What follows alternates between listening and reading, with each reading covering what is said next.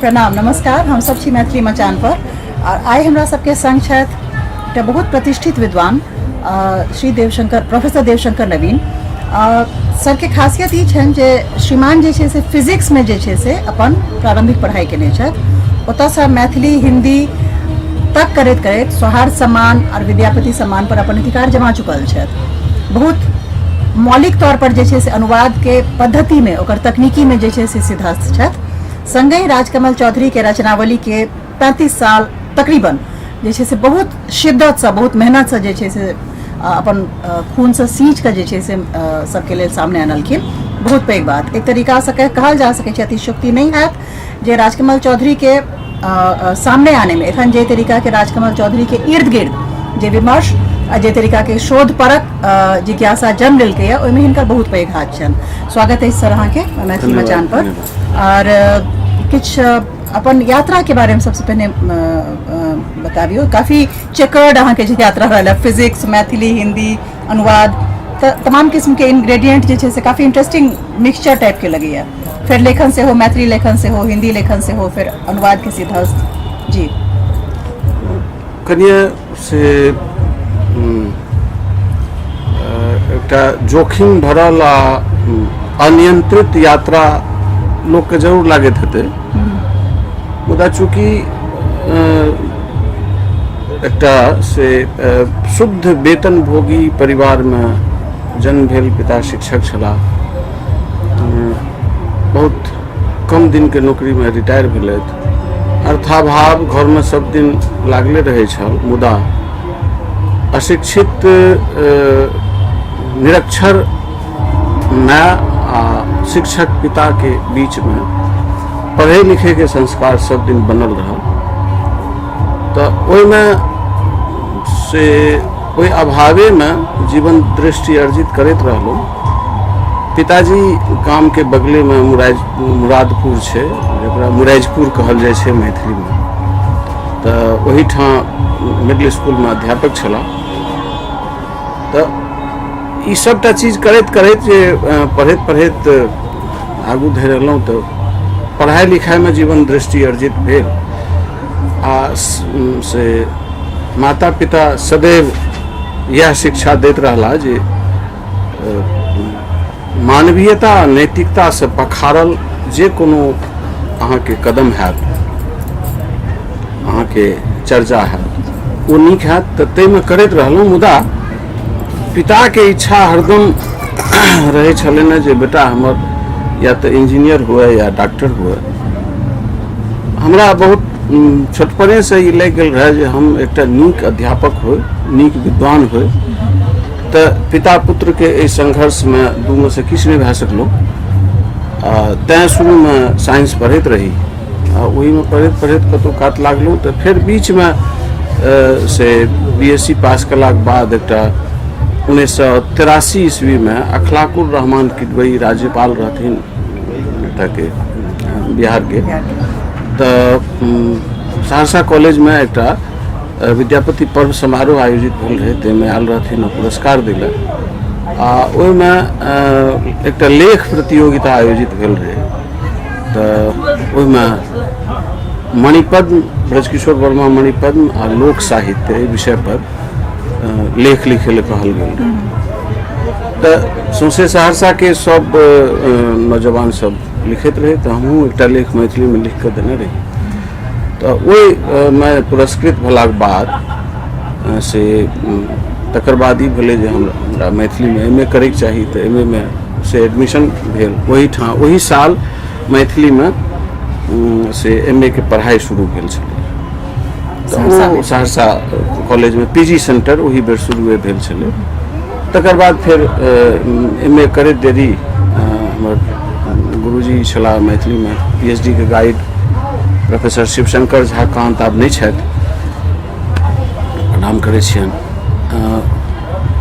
उनके प्रयास से ओहिठाम से फिर डाल्टनगंज कॉलेज में GLA कॉलेज में मैथिली के एडहॉक लेक्चरर ज्वाइन कलहुँ। 6 बरख ओतऽ रहल छी। वही ठाम से किछ से मैथिली में पहिने तो लिखते रही। हाईए स्कूल से हम प्रायः पैरोडी में गाम के कीर्तन मंडली ले पैरोडी में कीर्तन सब लिख के दैत रहिए। तो धीरे धीरे वही में किछ किछ प्रशंसा गाम टोल समाज में जना होइ छै से प्रशस्ति सब हुआ लागल तो और नीक लागल। वह करैत करैत एक बेर एकटा से वह पैरोडी गीत हमर काका छथि वीरपुर कॉलेज में छला, एखन से मधेपुरा यूनिवर्सिटी के विभागाध्यक्ष छथि अंग्रेजी विभाग के। ओहि समय में वो पटना यूनिवर्सिटी से एम ए कऽ के तत्काल वीरपुर कॉलेज में लेक्चर ज्वाइन केने छला। वो एक बेर जब हमर वह पैरोडी गीत सुनलनि तो प्रशंसा कयलनि, तो तकर बाद से हमरा और उत्साह बढ़ल। तखन से फिर साहित्य पढ़े लगलहुँ। तो वही क्रम में राजकमल चौधरी के 3टा कहानी हम पढ़ने रही। हिंदी में जलते हुए मकान में कुछ लोग, मैथिली में एक चंपाकली एक विषधर आ सुरमा सगुन विचारे।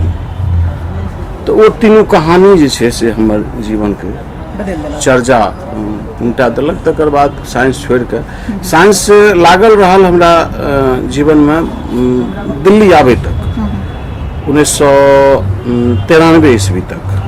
साइंसे के जानकारी के आधार पर लगातार हम ट्यूशन करते रहलूँ आ ट्यूशन से हमर घर परिवार जीवन सब चलते रहे। 93 में जहन नेशनल बुक ट्रस्ट में नौकरी भेट गेल तकर बाद समय नहीं रहे छले। तो साइंस के हमरा जीवन में वह योगदान है। और तकर बाद साहित्य पढ़ैत पढ़ैत जे कऽ सकलहुँ से अहाँ सबके सामने अछि। मुदा अहाँके एहि बात के हम खंडन करै छी जे राजकमल चौधरी के हम किनको सोझा आनलियै। राजकमल चौधरी एक बात के हम वही धारणा से करै छी जेना लोग कहै छै जे वास्को डी गामा भारत के खोज करै छै। ओ खोज नहीं छियै। भारत तो छलै है, वास्को डी गामा ओहिठाम पहुँच सकला। तो ई से हुनकर उद्यम के प्रशंसा हेबाक चाही। तो तहिना चाही तो लोग चाहे तो हमर उद्यम के प्रशंसा कऽ सकै छथि। मुदा ई सत्य नहीं छियै जे राजकमल चौधरी के हम सोझा आनलियै, बल्कि राजकमल चौधरी के साहित्य के खोज करैत करैत हुनका पर काज करैत करैत हम पब्लिक के सोझा एलहुँ से हमर जी। अपने के बात से हम असहमत छी, लेकिन वो असहमति बात में पहिने हमरा लगे बहुत सारा सहयोग जे छै जेना देखल जा रहल छै अपने के बहुत सारा चीज डिसाइड करै छै, बहुत सारा चीज चाहे अनचाहे जेना साइंस अहाँ के साहित्य के तरफ एनाइ। एक बेर हमरा याद आबि रहल अछि अपने के एकटा लिखल एकटा कथा छल अपने के माँ पर, ओकर शीर्षक हम बिसरल छी, ममता या वह मुझ में संस्कार की तरह जीवित है। जी, वह मुझ में संस्कार। हमरा लगे ओ जे ओहिमे जे करुणा और एकटा जे अपन माँ के संघर्ष के जेना अहाँ ओहि कहानी में जीवित दिखाई पड़ै छै एकदम से। ओ कहानी जे केओ पढ़ै छथिन बहुत भीतर तक छुए छै। अहाँ के लगैए जे ओ अहाँ के कतौ ने कतौ ओ माँ के जे वहाँ के संघर्ष या माँ से जे अहाँ के वो बहुत भीतरी जुड़ाव रहल है जे कहानी के माध्यम से बाहर अबै छै, वो वहाँ के बहुत हद तक शेप केलक है, माने बहुत हद तक अहाँ के निर्धारण केलक है। निश्चय जी, जिससे हमरा लागल। और दोसर जे असहमति होता छला राजकमल चौधरी के विषय में जे संभवतः बिखरल रहथिन, तहिना जेना लिली रे बिखरल रहथिन। लिली रे के क्यों स्थापित नहीं केलकन है, साहित्य के हुनका स्थापित नहीं केलकन है, लेकिन लिली रे के विषय में जे आइ हम सब हुनका पढ़ि पाबि रहल छियनि, हमरा सब तक उपलब्ध छथि, ओहिमे एकटा जरिया होइ छै। तऽ हमरा सबके जी इएह सोचनाइ छै जे जेना धूमकेतु एकटा उदाहरण देब हम अहाँके अपन तर्क के संग। जेना धूमकेतु जे छै से हमरा लगैए जे यात्री के समानांतर हुनका एकटा लेखक कहल जा सकै छनि बहुत हद तक, लेकिन हुनका विषय में चूँकि एक जगह हुनकर रचना सब नहि रहलनि, हुनका बारे में विमर्श नहीं भेलनि। आ ई हमरा लगे खाली धूमकेतु या कोनो एकटा लेखक के गप नहीं छै। जे लेखक के विमर्श नहीं होइ छनि, जे लेखक के काज पर विमर्श नहीं होइ छनि, निंदा नहीं होइ छनि, परिचर्चा नहीं होइ छनि, स्वागत नहीं होइ छनि, अभिनंदन नहीं होइ छनि, ओ लेखक के लेखनी जे छै से कतौ ने कतौ जे छै से ई एहि त्रासदी से या एहि अथी से अपने सहमत हेबै जे लेखक के लेखन कतबो जोरदार रहन, हुनका जब तक एकटा एजेंसी नहीं भेटै छनि, ओ चाहे अहाँ सनक उद्यमी होथिन राजकमल चौधरी के केस में या किनको लिली रे के केस में ओ साहित्यिकी भऽ सकै छथिन, रामानंद झा रमन भऽ सकै छथिन या केओ अन्य व्यक्ति भऽ सकै छथिन, जब तक हुनका पाठक आ एहन उद्यमी समीक्षक आलोचक आ सामने आने वाला नहीं भेटतन, प्रकाश संभवतः लेखक जे छै से नहीं देख पबै छथिन, ओ ओतेक बेसी समीचीन नहीं भऽ पबै छथिन जा तक एहन एहन किस्म के उद्यम जैसे 32 साल के उद्यम जहाँ तक हुनका लए पुट करे लए केओ नहीं तैयार होइ छन, हमरा नहीं लगैया जे ओ जे तरीका से आए विभिन्न विश्वविद्यालय में आए जहन हम सब एकटा देखे के कोशिश केने रहिए तो अपने देखबे रिफ्लेक्टेड है जे हुनका पर शोध जैसे से बहुत बेसी भ रहल छै आब। हाँ एखन ओहि शोध में कतौ न कतौ हुनका सारा समग्र रचना के जे जेना अपने एक जगह आनि देलियन बहुत हद तक, एखनो तथापि किछु रचना जे छै से अहीं के अनुसारे जे छै से बचल छन, तैयो जेना आनि देलियन ओ बहुत पैघ एकटा उपकरण बनि गेलैया सबके जिज्ञासा। तो ई बात कहब अहाँ के जायज है जे से कोनो देवता जी ताधेर देवता नहीं होइ छथि जाधेर हुनका चारू कात थोड़े भक्त नहीं जुटे छथि। फूलमाला नहीं चढ़ायल जाइ छै तई अर्थ में से जेना अहाँ धूमकेतु के बारे में चर्चा करै छी, मैथिली के एकटा प्रखर कवि कथाकार जी रहथिन।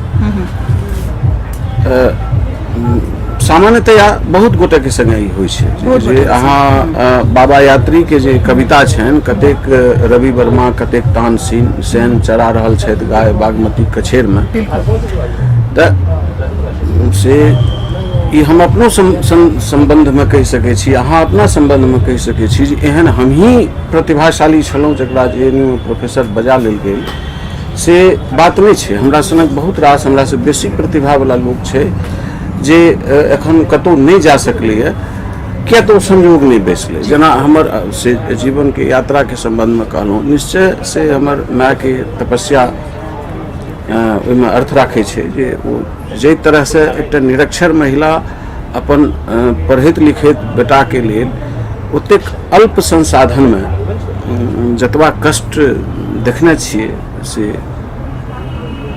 एखनो मोन पारैत विह्वलता आबि जाइए, तो वो अपना ठाम छै। लेकिन एहि यात्रा में होइत ई रहै छै जे जाधरि केओ मोजर ई अपना संबंध में हम अनुभव केलहुँ। हम गाम जे गेल रही 2-3 बरस पहिने तऽ अपना गाम के बहुत रास लोक के हम निवेदन केलिए, आनो कोनो व्यक्ति भेटैए तऽ तकरा हम निवेदन करै छियै जे अहाँ गाम के कोनो बच्चा जो भविष्णु छै तऽ बच्चा के अहाँ सब स्वागत करियौ, ओकरा स्नेह दियौ, ओकरा आदर दियौ।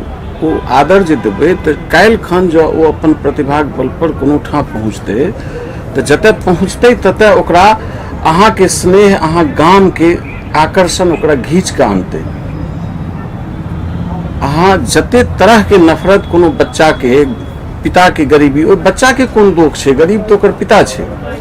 ओ बच्चा तो ओहिना जन्म रहे जेना से अहाँके बच्चा जन्म लैए, ओकरा ओ संसाधन नहीं भेटले तैं ओ ओतय धरि नहीं जा सकले। जहाँ ओकरा सम्मान देने रहबै आ से अपन कोनो तरह के से उद्यम से ओ कतौ पहुँच जाइ छै तऽ ओहि पहुँचलाक बाद ओकरा अपन गाम मोन रहे से चीज हरेक गाम के, मिथिला के नहीं सौंसे देश के बारे में हमर कहब ये जे हरेक व्यक्ति के अपन गाम के बच्चा लेल एतबा आदर रहेके चाही जे ओकरा मन में वो जे आगू आबि रहल छै तऽ ओ ओहि आदर से, ओहि सम्मान से ओहि बच्चा के जे प्रतिभा छै सेहो पुष्ट होइ छै आ ओ आगू बढ़ै छै। तही क्रम में से धूमकेतु जी के अहाँ चर्चा करें, सौंसे मिथिला में नहीं सौंसे देश में अहिना होइ छै। बहुत रास मैथिली के लेखक नहीं, हिंदियों के लेखक, आनो आन भाषा के लेखक के ई हाल छै जे हुनका पर ठीक से चर्चा नहीं भए सकलै। आ जहाँ ठीक से चर्चा नहीं भेलै तऽ ई आब लगभग प्रमाणित जकाँ भेल जा रहल छै जे जय रचनाकार के एकटा जबरदस्त आलोचक नहीं भेटलै, हुनकर रचना पर लिखल पढ़ल ठीक से नहीं गेलै, ओ रचनाकार से पछुआइत चलि गेलै।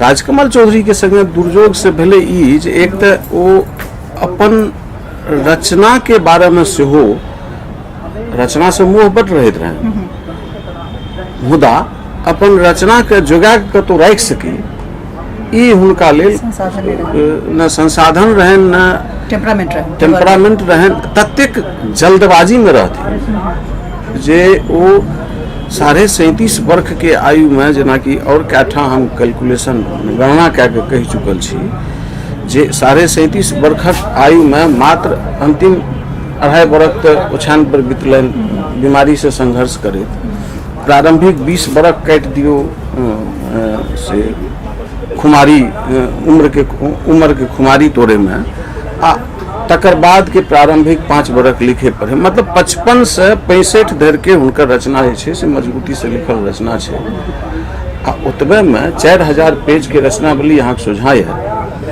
किछ गनल कुथल कविता छै जकरा अहाँ से कने कमजोर कविता कहि सकै छी न तऽ जतेक मजबूत गद्य छै ततबे मजबूत से पद्य छै ततबे मजबूत वैचारिकी छै 37.5 वर्ष के एकटा युवक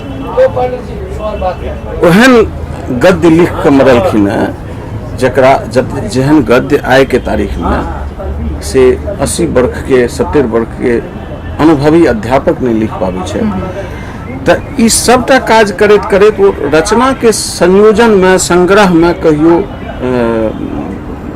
सुचिंतित नहीं रहला आ हुनकर मृत्यु के बाद बेटा ततबा छोट रहन जे ओ नीलू के से पहिल बेर अपन पिता के हैंडराइटिंग मतलब राजकमल चौधरी के हैंडराइटिंग केहन होइत रहन से पहिल बेर 1986 ईस्वी में हम देखेने छी ओहिसे पहिने नीलू अपन पिता के हैंडराइटिंग तक नहीं देखने रहे तो तई अवस्था में से शशि जी रहथिन तऽ हुनकर रचना के एना कऽ के जोगाब संभव नहीं रहे जे किछ रचना छपि गेलै पत्रिका में ओहि काल में एहनो पत्रिका सब छपैत रहे जे एकटा अंक दूटा अंक बढ़ेले पत्रिका बंद तो तकर बाद पत्रिका के से निरंतरता नहीं रह सकले तो पत्रिको भेटब मुश्किल छै तो तही क्रम में हम कहने रही जे ई घोषणा केने रही जे हम सबटा चीज एखनो नहीं जुटा सकलहुँ किछ बात छै तऽ ओ एहन होइ छै जे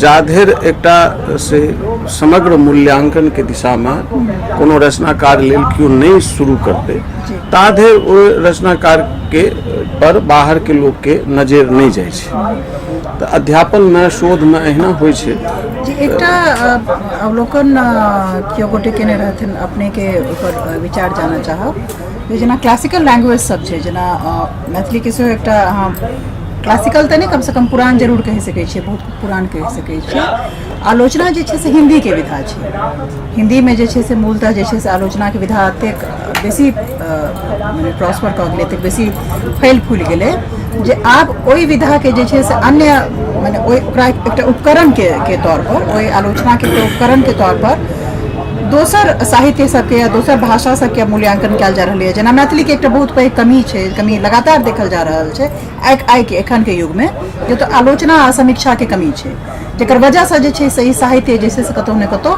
पछुआ रहल छै एहि पर अहाँ के की विचार है जे ई की माने हिंदी के विधा छै ओतऽ से लेल गेलै है देखियो हिंदी में से आलोचना के विकास जे भेलै है वो प्रारंभिक हिंदी आलोचना के विकास भेल छै वाद विवाद से जे बहुत पहिने जहाँ देखबै मिश्र बंधु विनोद नवरत्न विवाद हजारी महावीर प्रसाद द्विवेदी भाषा के सुस्थिरीकरण के लेल किछु काज केने रहथिन तऽ ई सबटा चीज जहिया होइत रहे तऽ ओ प्रारंभिक काज शुरू भेलै प्रतिक्रिया से भारतेंदु के एकटा निबंध छपल रहे नाटक तऽ ओ रचना के संबंध में पाठक के धारणा की बनले कोना बनले तै सबसे ओ वाद विवाद से आलोचना के विकास शुरू भेलै मैथिली में तऽ ई कहू जे जो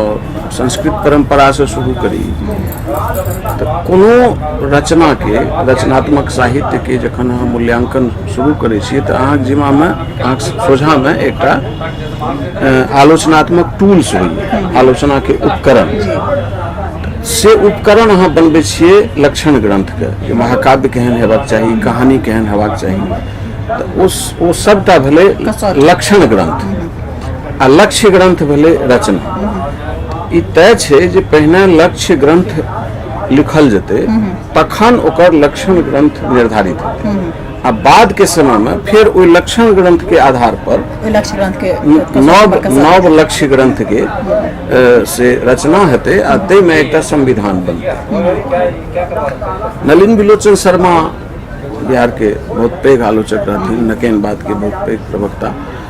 तो वो हुनकर एकटा वाक्य इस संबंध में हमरा से उद्धृत करे के इच्छा हुई। वो कहलखिन है जे आलोचना जो होय वो रचना के शेषांश होय छै। से बहुत रास बात साहित्यकार जखन रचना करे छथिन तो ओई रचना में कोनो तरह के रचना भए सके, फिल्म भए सकैए, मूर्ति शिल्प भए सकैए, नाटक के भंगिमा भए सकैए। अहाँ सोचियो प्रायः 1957 ईस्वी में प्यासा फिल्म बनल रहे, ओकर जहन अथी होइत रहे रिव्यू, तो ओहिमे पंडित जवाहरलाल नेहरू गेल रहथिन आ ओहिमे 10 बरख बीत गेल रहे से भारतीय स्वाधीनता के। ओहि फिल्म में जो एक गीत रहे वो गीत तो याद नहीं है, ओकर जे कहाँ गए वे दिन वे दुनिया, ये क्या की जे कल्पना सब क्या, अगर मिल भी जाए तो क्या हो। तो ई सबटा दृश्य जे ओहि सिनेमा में रहे आ ओहि गीत में रहे, ओकर कथा में रहे, ई ओहि समय के 10 बरख के स्वाधीन भारत के परिदृश्य रहे। तकरा देख के जवाहरलाल नेहरू के मन कोना उद्वेलित भेल हेतनि। तो ओहि काल के सिनेमा बनेनिहार लोग एहन सिनेमा बनबैत रहथिन। आइ जे सिनेमा बन रहल छै, या कि ओकर आगू आबि के देखियो जे मुगले आजम जहिया बनले, या शतरंज के खिलाड़ी जहिया बनले, ई सबटा चीज शतरंज के खिलाड़ी के मूल कथा जे छै ओ छै जुड़ल 1857 से प्रेमचंद के शतरंज के खिलाड़ी। मुदा ओकरा रोपल कतऽ गेलै? अहाँ रामधारी सिंह दिनकर के रश्मिरथी पढ़ि लियौ तो मूल कथा तो जे पढ़ते तकरा बुझाइ छै ई जे ई रामधारी सिंह दिनकर में की केलन, महाभारत के अनुवाद कऽ देलखिन हिंदी में, मुदा से छियै ने। वो मूल सूत्र छै, वो तत्काले द्वितीय विश्व युद्ध समाप्त भेल रहे। तऽ रचनाकार के रचना के एकटा उद्देश्य होइ छै, ओहि उद्देश्य में मनोरंजन सेहो रहै छै आ आत्ममंथन सेहो रहै छै। तऽ पाठक के कईटा कोटि होइ छै। हमरा अंदाज नहीं लागैए जे साहित्य कोनो समय में मनोरंजन के साधन रहल हेतै। सब दिन साहित्य समाज के राजनीतिक, आर्थिक, सामाजिक परिस्थिति के लीड करे के लिए, नेतृत्व दे के लिए रचना भेलैए। ओहिमे जे से आलोचना के यहाँ बात करै छियै, ओहि आलोचना में आब मैथिली में संकट ई छै जे मैथिली धरि जे फुटली नजर नहीं सुहाय छै। मुदा हुनकर अहाँ रचना पर हमरा से गप करू तऽ ओ व्यक्ति हमरा कखनो नहीं मन पड़ै छै। ताहिमे हमरा बुझाइए जे ई रचना जे छै से महत्वपूर्ण छै। आ ओहि रचना के उद्देश्य की छै कि ओ प्रशंसा लेल, पुरस्कार लेल, मान्यता लेल कथी लेल लिखलनि, वो सब उद्देश्य तो लक्षण ग्रंथ सब में लिख दिल गए। बाबा नागार्जुन हिंदी में कहने छथिन, जन कवि हूँ मैं, जनता मुझसे पूछ रही है क्या बतलाऊं, जन कवि हूँ मैं, सत्य कहूँगा क्यों हकलाऊं। ये हकलाहट की स्थिति के जो क्यों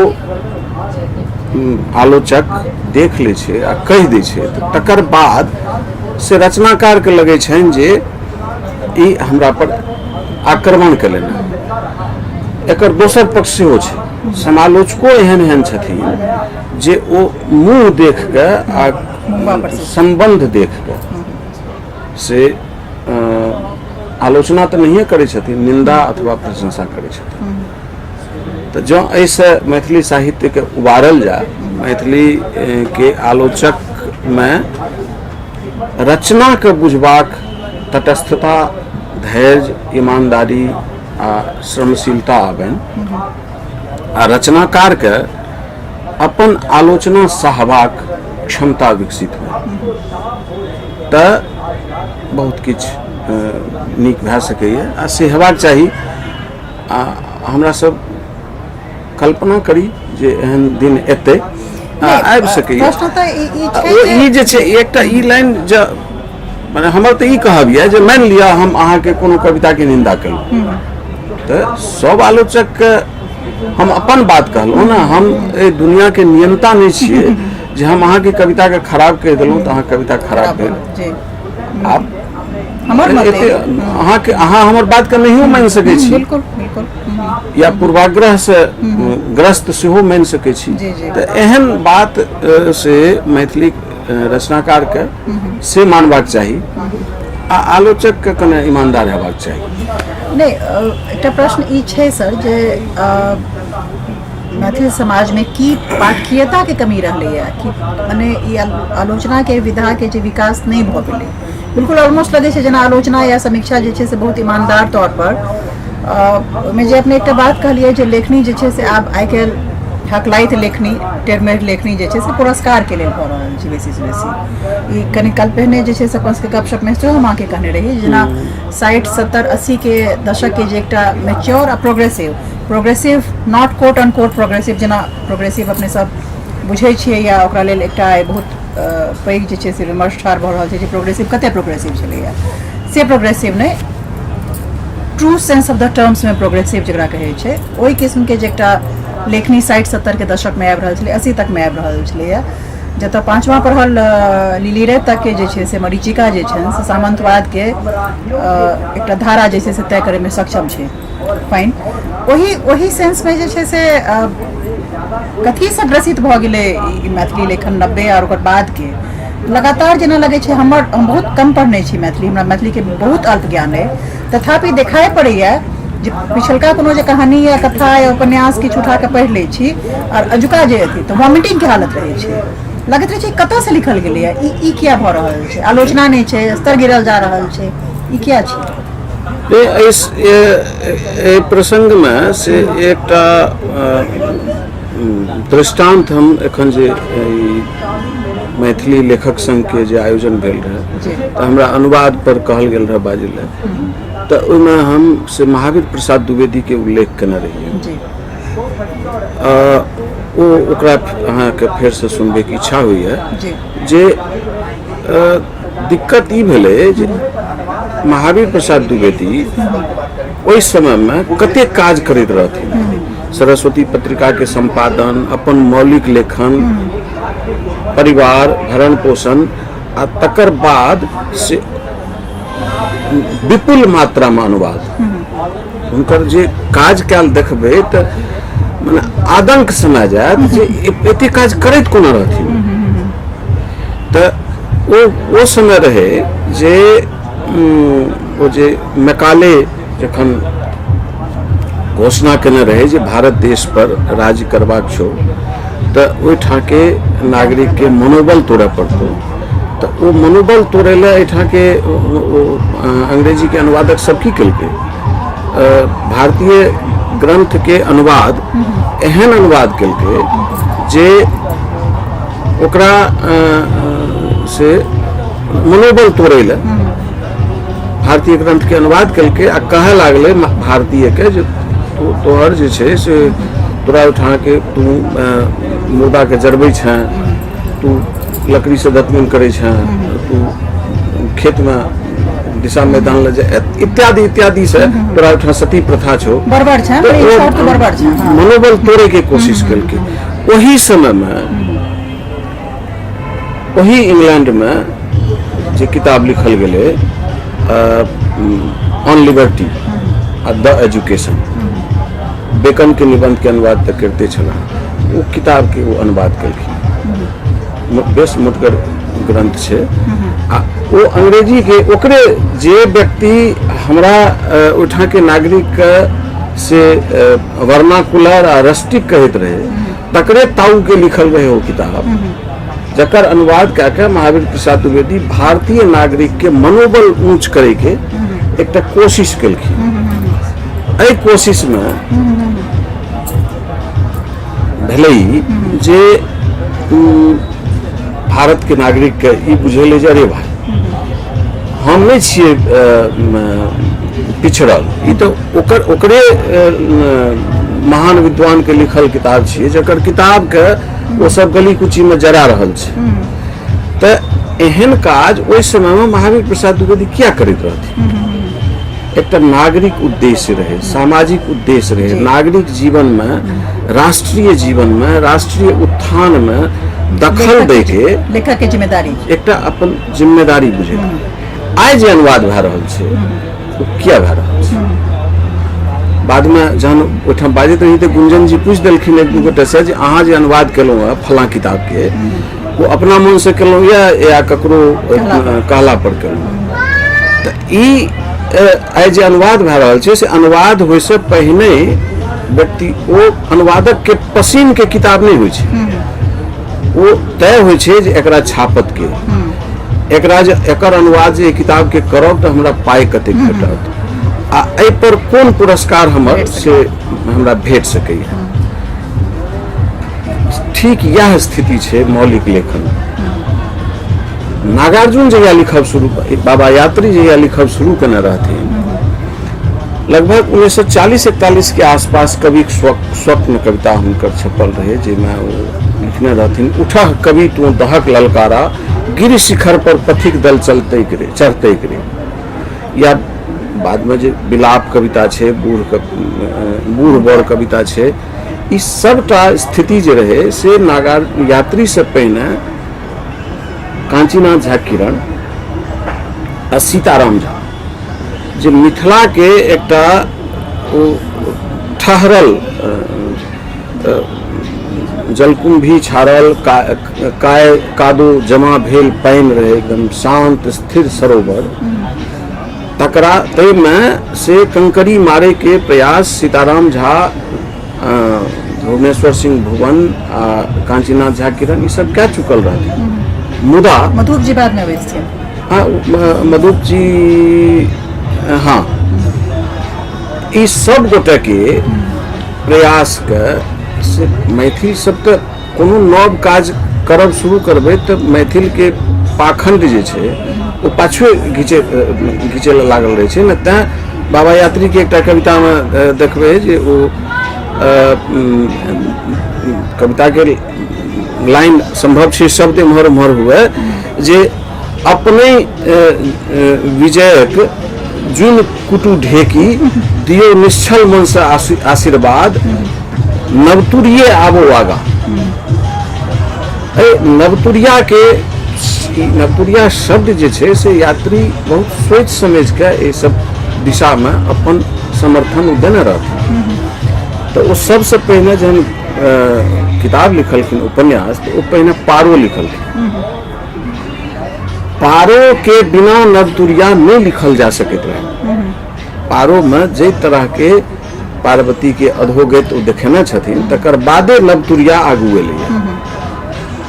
से यात्री के अयलाक बाद किरण जी सेहो मजबूत भला, यद्यपि किरण जी के आ सीताराम झा के बहुत सम्मान करैत रहथिन यात्री जी, तो प्रयास तो से सीताराम झा, किरण जी, भुवनेश्वर सिंह भुवन हिनका सबके उठा शुरू भए गेल रहे, लेकिन यात्री ओकरा और बेसी जोर देलखिन, तकर बाद राजकमल एलखिन। तो कहबाक अभिप्राय ई है जे ई सबटा जे प्रगतिशील लोक आबैत गेलखिन, तो बाबा यात्री जतऽ तक पहुँचेलखिन मैथिली कविता के या मैथिली साहित्य के, राजकमल ओहिसँ तकर बाद सीधे एक बेरो प्रयोगवाद में कूद पड़लखिन। आ तैं ओ कहलखिन जे कविता आब नहीं थिक नक्सिक श्रृंगार, रति विपरीतक उमटल ग्रीवा हार, कविता थिक जीवनक जय घोष। तो ओ जय घोष के संगे क्रमशः आप देखियो जे समय जना जना बदलैत गेलै, ई सबटा बदलैत समय के क्रम में अहाँ सब ठाम देखबै जे समाज के नव नव चुनौती, नव नव जोखिम, नव नव चैलेंज लेखक के सोझा आबैत गेलै।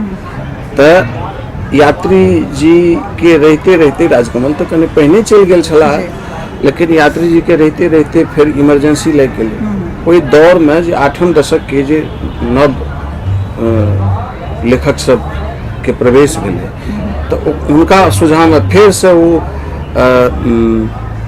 की कहे छे आपातकाल के चुनौती, ताबड़तोड़ चुनाव इलेक्शन, वो इलेक्शन के बाद 77 के चुनाव में से कांग्रेस के पराजय, वो पराजय के बाद तत्काल फिर सत्ता परिवर्तन, इस सबटा चीज जे भेलै से युवा पीढ़ी के मानस के तोड़ देलकै। तो राजनीति के अविश्वास के चीज बुझे लगलै, जकरा कारण हम सब जे प्रकाश नारायण के एक जुबान पर सौंसे देश के युवक आगू एलै, ओ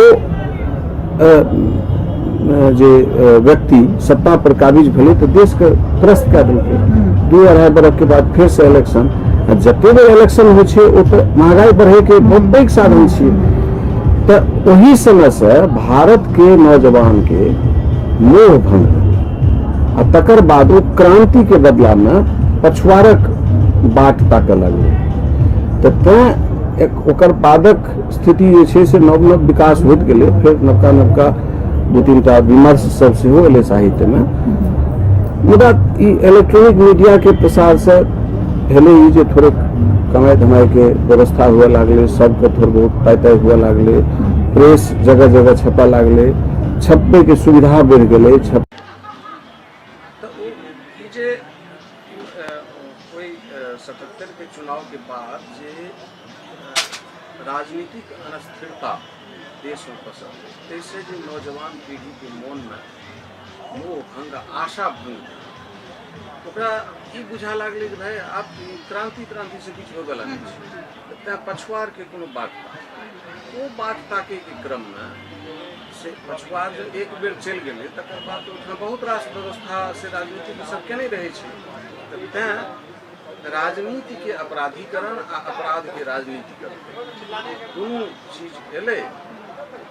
ओकरा जे ओहिसे पहिने जे पीढ़ी लेखन में आबि के अपन एकटा लेखकीय शैली या लेखकीय विषय जुटा चुकल छल, ओ कितुर आगू गेलाक बाद थाकल थैयाठल जगह करऽ लगला।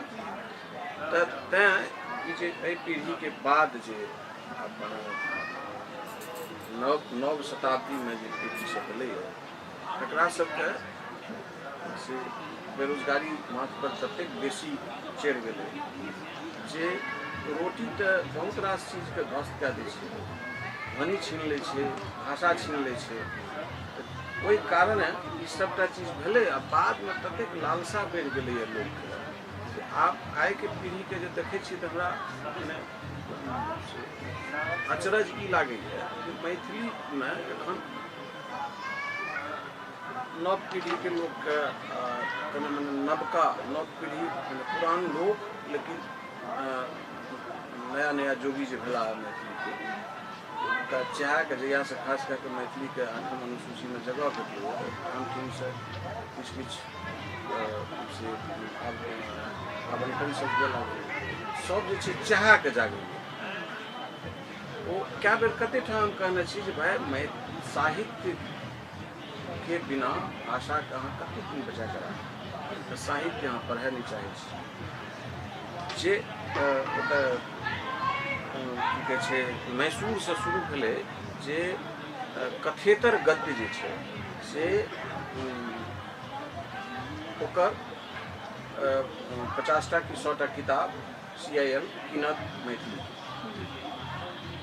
बाढ़ि आबि गेलै मैथिली में लेखक के सब जे छै से अपन पिता के वएह ढंग के किताब लिख के आ ओहि समय में से ओ किताब सब अनुशंसा करे ला हमरा लग आबै। अंत में हम मना कऽ देलियै CIL के जे देखियौ हमरा मना करे खराब लागि रहल आ अनुशंसा हम कऽ नहीं सकै छी, हमरा कृपा कऽ के एहि काज से बचा दिअ।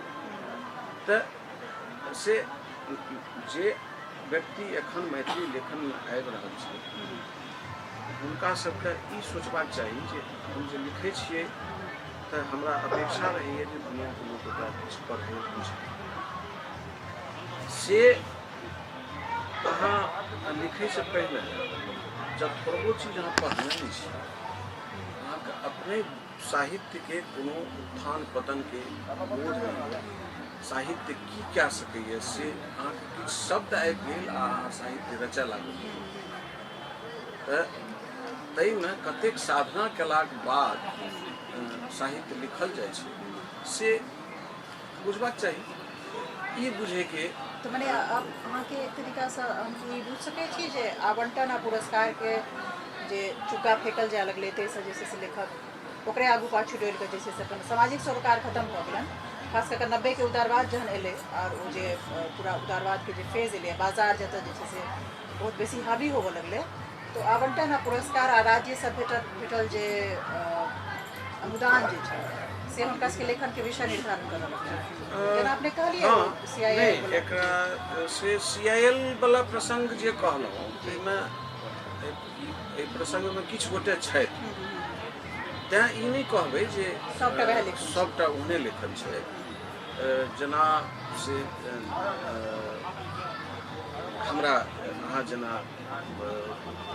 विश्व पुस्तक मेलामे अहाँ किताबके स्टॉलके आयोजन केने तऽ बहुत रास किताब अहाँके आयल, और ओहि बहुत रास किताबमे से हमरा लगैए जे अधिकांश किताबके बंडले बान्हल रहि गेल। जी जी। तऽ किताब छपनाइ, किताब अहाँके ई बात कही जे पर्यावरण विरोधी चीज छै। ज्ञान के अब माने ज्ञान उगि रहल छै मुदा कागज के कारण पर्यावरण विरोधी चीज छै। ताहिमे ओहन चीज अहाँ लिख के छापि के अहाँके पाइ भए गेल तऽ महाराज दान कए दियौ। जे चीज अहाँ लिख के छपा रहल छी अनेरे, जकरा केओ पढ़ि नहि रहल है, पढ़ैए तऽ बुझि नहि रहल है, आ बुझियो लेलक तऽ ओकर कोनो सार्थकता नहीं छै, सामाजिक उपादेयता नहीं छै, एको कोनो मानव जीवनमे ओकर उद्देश्य नहीं छै। तऽ ओहिसँ तऽ बढ़िआँ छै जे कोनो ओतबा 25,000 टका लगा कऽ अहाँ एकटा किताब छपेलहुँ है तऽ कोनो गरीब व्यक्तिके बेटी बियाह 25,000 टका दे, ओ ओहिसँ बेसी अहाँके लेल महत्वपूर्ण काज है। अजुको दिन में एक बात के जिक्र तो बीच में अपने को रेफर करा चाहब जे पुरान पीढ़ी में से खास कर दूटा लेखक के नाम लेवा चाहब। एकटा छथि श्रीमंतेश्वर झा, एकटा छथि डॉक्टर नीलेश गुंजन। एहि दुनू व्यक्ति के माने जतेक आदर से नाम ली और हुनकर सबटा सरोकार देखाइ पड़ल। एखन धरि ऑन रिकॉर्ड कहि रहल छी जे मैथिली मचान पर जो किताब देलखिन नहीं तो तकर ओ लेखा जोखा केलखिन, नहीं एखन धरि मांगैत रहि गेलियनि हैं जे अपने के किताब एते बिकल तकर की अथी छै लेखा जोखा। एकेटा कथने रहन आ दुनू के कथन में एकटा सामान्यता रहन। कतौ हमरा देखाइ पड़ल जो सामाजिक सरोकार एखनो कतेक भीतर तक जे छै से ओ लेखक से अथी केने छै। हुनकर से कहनाइ ई रहन, सबसे पैघ हुनकर से चिंता ई रहन जे लोग के हाथ में किताब पहुँच जाए आ लोग पढ़ि लिया। हमर जे छै से पर्पस जे हमर जे किताब मचान पर राखे के एकटा एहन प्लेटफॉर्म पर रखे के जे उद्देश्य जे वो उद्देश्य ई है जे सुयोग्य पाठक के हाथ में वो कथा, वो कविता, वो सामग्री, वो रचना पहुँच जाए तकर चिंता जे दुनू गोटे के छलन है। एहि उम्र में 70+ दुनू अपन अपन किताब के जे से अपने हाथ में उठा कर ओहि भीषण तकलीफ के अथी में जतऽ कते कते पैदल चलऽ पड़ैत रहे, अथी उगनाइ पैर में तकलीफ सब में ऐसे मचान तक आनि का सिर्फ राखे के उद्देश्य की जो वो समाज में जाकर कतौ न कतौ अपन उपादेयता के जे से सिद्ध करे। हमरा लगे ई विलक्षण छै, ई डेफिनेटली जे से नव रचनाकार सब में ई देखे में नहीं आबि रहल छै। नहीं नवो रचनाकार में थोड़े गोटे के साहित्य के प्रति एहन अनुराग निश्चय छै। वो एहि लेल छनि जे ओ से अपन पूर्वज रचनाकार आकि आन भाषा, पूर्वज से मतलब अग्रज आ पूर्वज के साहित्य के पढ़ि के साहित्यिक बोध हुनकर विकसित भेल छनि, दोसरो भाषा के चीज पढ़ै छथि आ हुनका ई बुझाइ छै जे हमर मैथिली कतय। फेर से उद्धृत करै छी जे ओहिमे मैथिली लेखक संग भेल रहै ताहिमे इहो अहू बातके उल्लेख केने रही जे केओ नव व्यक्ति साहित्यमे आबि रहल छी ओ सब कनिए मैथिलीएटा नहि आ राष्ट्रीयता नहि विश्व साहित्यके अध्ययन सेहो करियौ जे अहाँक रचनाके जँ कोनो दोसर भाषामे अनुवाद होइए तऽ ओहि भाषाके प्रथम श्रेणी के रचना जे छै तकरा तऽ छोड़ियो द्वितीय तृतीय श्रेणी धरि से कतऽ ठाड़ैए रहत तऽ तखन अहाँ रचना करू, नहीं तो दुनिया में तो बहुत रास काज छै। हाँ से रचना नहीं कए के रचनाकार के प्रकाशित कए के सेहो ओतबे अहाँ प्रतिष्ठित भए सकै छी, पढ़ि के सेहो ओतबे प्रतिष्ठित भए सकै छी। आई देखियो अशोक माहेश्वरी, अरुण माहेश्वरी सन के प्रकाशक के हमरा नहीं लगैए जे भारत देश के कोनो भाषा के लेखक एहन हेतै जे ओ दुनू भाई के नहीं चले सम्मान नहीं करे, तऽ एहन स्थिति हेबाक चाही। बहुत अपने से बात गपशप करेला तो हमरा लगे अथाह समुद्र जैसे से बहुत सारा विमर्श जैसे एक आखिरी सवाल अपने से पूछा जेकर अपने के जवाब मंतव्य बहुत जरूरी जानना है। चलो ठीक। हाल ही में जैसे से झारखंड में मैथिली के द्वितीय राजभाषा के जैसे से दर्जा दी गई है। मैथिली के मतलब ऑफिशियली जैसे से आधिकारिक तौर पर जैसे से आप झारखंड के द्वितीय राजभाषा जैसे से मैथिली संगे जे छै से कैटा आर भाषा सबके द्वितीय राजभाषा के दर्जा देल गेलै, ताहिमे आधिकारिक तौर पर अंगिका के सेहो जे छै से द्वितीय राजभाषा के दर्जा देल गेलै है। मैथिली अंगिका दुनू जी जतऽ ई विमर्श पहिने से चलि रहल छलैए जे मैथिली अंगिका और वज्जिका के जे भेदभाव छै, विभेद छै, ओकरा केना सॉर्ट आउट करबाक छै, ओकरा केना निपटेनाइ छै और केना जे छै से एकटा बृहत्तर मैथिली के संकल्पना जैसे बनायल जा सकै छै और सत्ता के राजनीति से के तोड़े के राजनीति से मैथिली के बचायल जा सकै छै।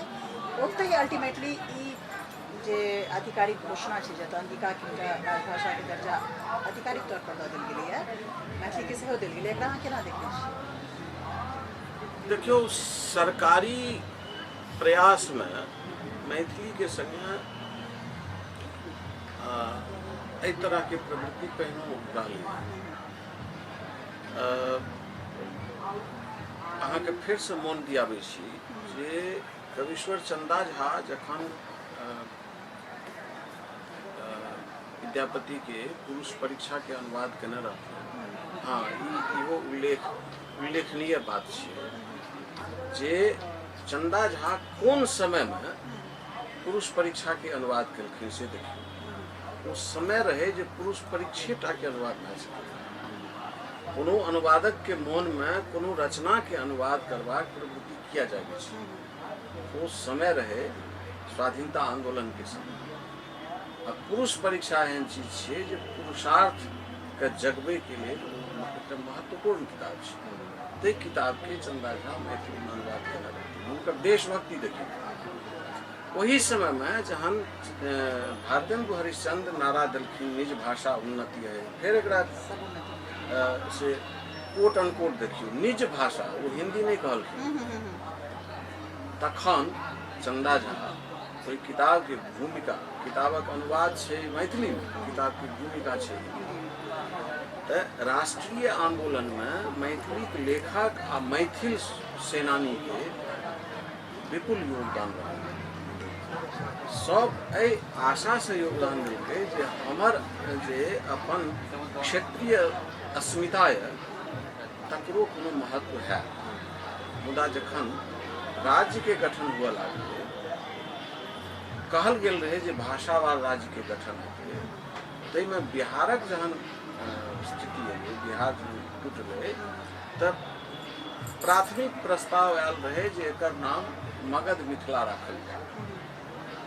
लेकिन ओहि समय के सरकारी कर्ता धर्ता के दिमाग में ले जे जँ मगध मिथिला नाम रहि गेलै तहन तऽ एकर भाषा मैथिली करैए पड़त। तखन एकटा ताकि के ओकरा दाबै के लेल से बिहार शब्द ले, तखन ओकर बिहार नाम राखल। नतीजा की भेलै जे मैथिली कोनो मने राज्य के कोनो खंड के भाषा नहीं बनायल गेलै, आ बिहार के भाषा भए गेलै हिंदी। अहाँके बुझल है जे हिंदी से हमरा विरोध नहीं है, लेकिन वो मैथिली के ओहिठाम से राज्य सरकार अपमान राजभाषा तकर बाद से दूटा विद्वान लोग के से राजनीतिक दांव पेच बहुत देरी से समझ में आबै छै। ओहि दांव पेच में रामवृक्ष बेनीपुरी आ माहेश्वरी सिंह महेश दुनू गोटे सरकारी दांव पेच के शिकार भेल। तो वो बिहार राष्ट्र भाषा परिषद से किताब छपले रामवृक्ष बेनीपुरी द्वारा लिखल बज्जिका भाषा का इतिहास आ माहेश्वरी सिंह महेश द्वारा लिखल अंगिका भाषा का इतिहास। जखन कि ई दुनू भाषा ई पूरा क्षेत्र जे छै से मैथिली के क्षेत्र छै। भाषा विवाद एखन बहुत जोर शोर से चल रहा है। अहाँ देख रहा छी भोजपुरी या हिंदी के लैके कतेक सघन संघर्ष चल रहा है। तो ओहि संघर्ष में जायब से कोनो एखन हमर उद्देश्य नहीं है। तो तैं एतबा मैं कहि के बात छोड़ा चाहब से ई प्रक्रिया राजनीतिक प्रक्रिया छियै आ अंगिका जे कि मैथिली छियनि तै तकरा से ई नव प्रयास फेर से एकटा सरकारी प्रयास भेलै जे मैथिली आ अंगिका एकरा दुनू में युद्ध करायल जाय आ ओहि युद्ध के ई प्रयास छै। भाषा पर से जते संघर्ष हेतै अंग्रेजी तते कार मजबूत हेतै। सबसे बात है एक ई लोग ई आपसी संघर्ष में से ई देखे चाहिए जो हम मैथिल हेबाक कारणे केओ अंगिका भाषी हेबाक कारणे केओ बज्जिका भाषी हेबाक कारणे हुनका सबके देखबाक चाही जे हम अपन भाषा अपन बोली के ओ राजनेता आ सत्ता दुनू के जो सत्ताधीश होइए जे अधिकारी वर्ग होइए ओकरे वो राजनेता के इशारा पर चले छे। राजनेता के प्रथम प्रयास यह होइ छे जे मनुष्य के जना बाँटि सकी, भाषा से बाँटि सकी, क्षेत्र से बाँटि सकी, जाति से बाँटि सकी, धर्म से बाँटि सकी। तो ई नव एकटा समीकरण भेल जे भाषावार जो एहन खंडन शुरू करबे तो एहि तरह के प्रयास से जनता में दुराव बढ़ते आ तखन हमरा लोग वो राजनीतिक प्रयास छे ओकर किछ कहब तो कथी छे। सर बहुत बहुत अपने के धन्यवाद। ओना तो एकटा भाषाविद के तौर पर अपने जतेक सारा स्थापना कर चुकल छी, अनुवाद में जतेक सारा नौकरी कर चुकल छी, ओकर अथाह देर तक बहुत देर तक शब्द भऽ सकै छै कैटन नौकरी हेतै। पर रखनऊ आज एक बेर मैथिली मचान के तरफ से बहुत बहुत धन्यवाद और अधिक समृद्धि के लिए अपने फिर